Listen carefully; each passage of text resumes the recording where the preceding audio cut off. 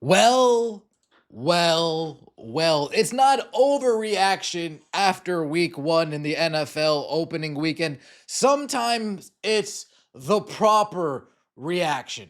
When you see Daniel Jones stink it up in New York, go to Indianapolis, light up the Miami Dolphins. If you're a Giants fan, you see the Giants go head to head against the Redskins. Yes, the Redskins, not the Commanders.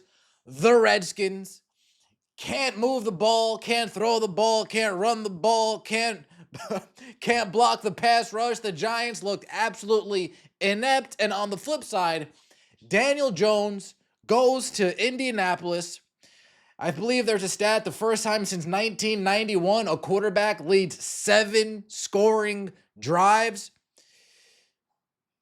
Well, New York media shitting on the New York Giants and Rex Ryan taking a big old dump on the Miami Dolphins. LaShawn McCoy, shout out to the Eagles. LaShawn McCoy taking a bigger dump on the Miami Dolphins. Let's start with the New York Football Giants. You guys all saw Brian Daboll and Malik Neighbors get into it on the sidelines. Quarter break, this was going on. Malik Neighbors upset at something Brian Daboll addressing, and then his teammates came over to help and then says, hey guys, let's get together, we're going to go, and so they will.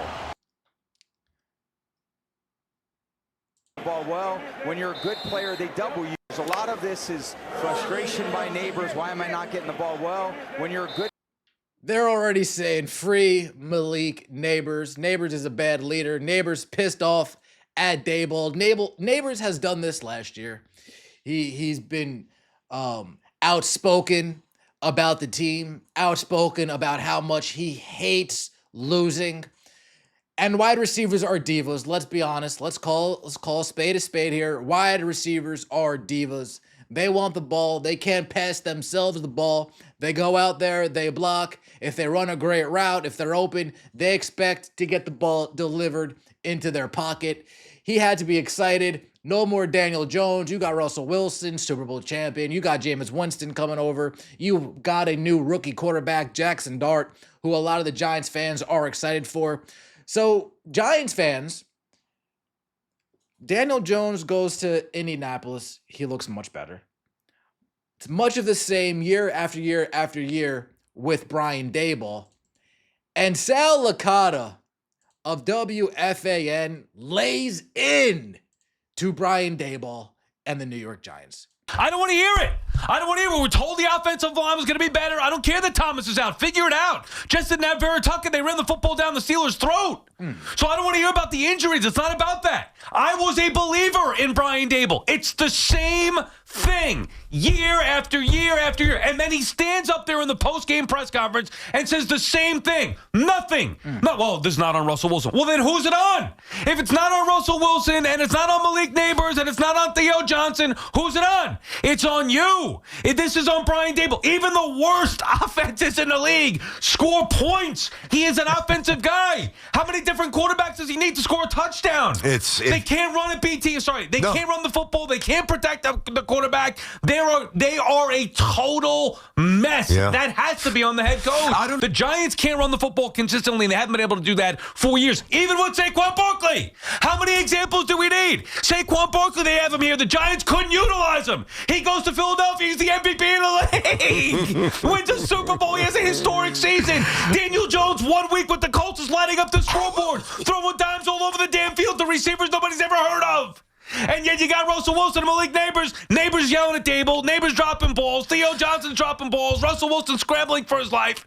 But one constant is Shane and Daboll. Damn! Sal Licata of WFAN going off on the New York Giants. And he mentioned it. Daniel Jones for the Indianapolis Colts. 33 points, 22 for 29. 1 touchdown, 272 yards from Daniel Jones. Thrown to receivers you've never heard of. Michael Pittman Jr., I've heard of him. Tyler Warren, Alec Pierce, Jonathan Taylor. Jonathan Taylor's nice. Adonai Mitchell, wow, from Texas.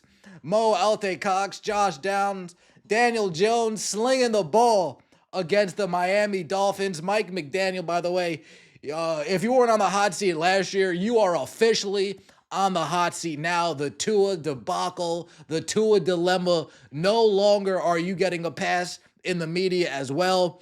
Rex Ryan goes off on Mike McDaniel. Let's take a listen here.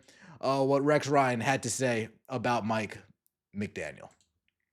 What the hell is he talking about? You know, maybe he's on a different level, McGenius guy, whatever the hell he is, nerd boy. But anyway, their team has no respect for the coach. Wait. What'd you call him, Rex? What'd you call him? What the hell is he talking about? You know, maybe he's on a different level, McGenius guy, whatever the hell he is, nerd boy. But anyway, their team has no respect for the coach.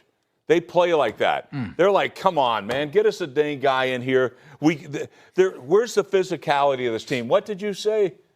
They're soft. They're soft. They're soft. Like, Yeah, I'm with soft. you on that. Every part of their football team. They have tons of talent on this team. Daniel, we were talking, that's why you picked them to win? Because they have tons of talent. Yeah. They don't play with any passion or any smoke to them. One thing they never said What the hell is he talking about Rex You know, Ryan's Jets was that those Jets teams were soft. They might not have had a great quarterback in Mark Sanchez, but those teams were far from soft. They ran the ball down your throat, and that defense was one of the best defenses in the league back-to-back years as they went to back-to-back AFC championship games. Rex Ryan knows a thing or two about soft teams. Yeah, he went to Buffalo. They canned him. The softness of the players in this league, that's the reason why Rex Ryan doesn't have a job as a head coach somewhere. He's too hard. He's too rough. He's too much of a guy's guy. He's not going to coddle these players. He's not going to pat them on the back when they make a mistake. He's going to hold them accountable. He's going to chew them out. And in this player-friendly era, this player-friendly time that we're in, that's why Rex Ryan doesn't have a coaching job anymore. Nothing to do about his X's and O's, nothing to do about his schematics, nothing to do about his ability to win. Rex Ryan was a hell of a coach when he had an opportunity, and I'll tell you right now, you put Rex Ryan in Dallas, Micah Parsons, he's not leaving. The Dallas Cowboys would reestablish the run, get back to what they do best, run the football, use Dak in must-throw situations, and pound the rock 30 times.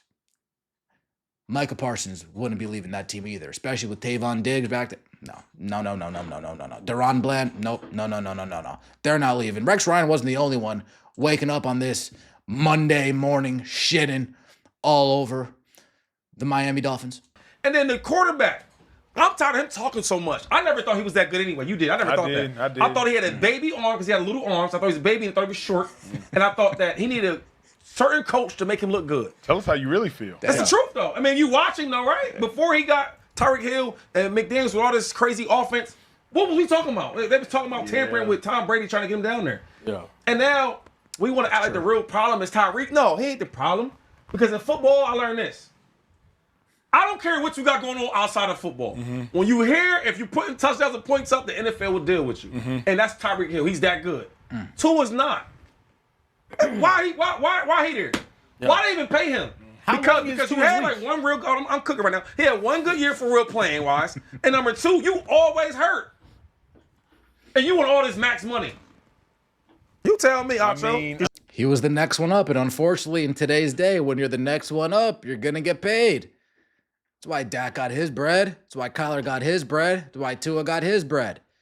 These guys aren't on the level of Josh Allen, Lamar Jackson, Patrick Mahomes, Jalen Hurts. They're not on these guys' level. Not even, I wouldn't even say Tua's on Justin Herbert's level. Nowhere near that. Not on Matt Stafford's level. Not on these guys' level. Top 8, top 10 and up.